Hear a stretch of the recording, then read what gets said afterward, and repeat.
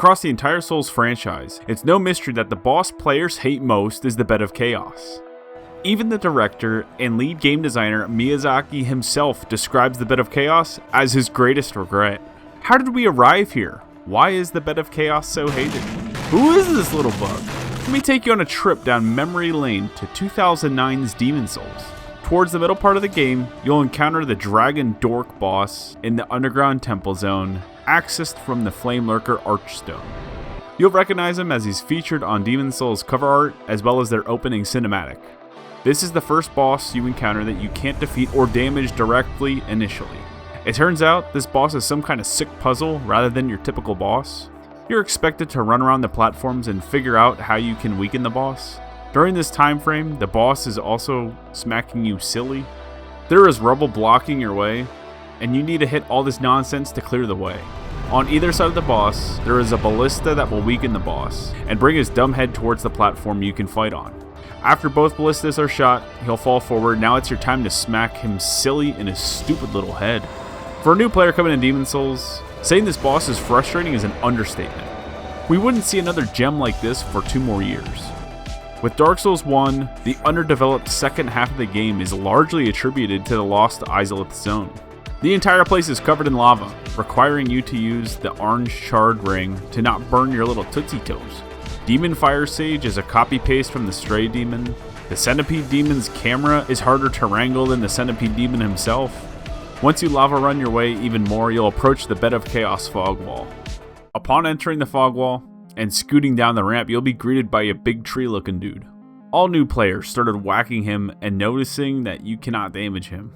Then you start your problem-solving journey and realize this is another puzzle boss. The good guys over at From Software decided to take an already questionable boss fight from the previous game and somehow make it worse.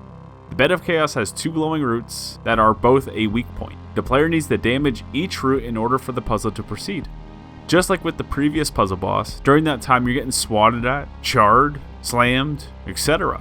The Bed of Chaos is constantly hitting the ground, opening pits that will make you fall to your doom. Almost all deaths are not due to the damage from the boss, but rather the fall into these forsaken pits.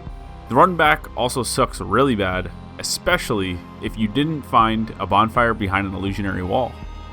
Once you break the weak points, you're finally able to get to the root of the problem and see what this boss looks like. It's a little chaos bug with 1 health running this show. As one last F you, the boss is completely immune to fire damage. This means that if you're doing a pyromancy only run, go kick rocks. The boss is so bad, many cheese strats were developed to limit the amount of deaths and overcome this boss quicker. Quitting and restarting the game makes it significantly easier, since the game will port you back to the fog wall upon loading in.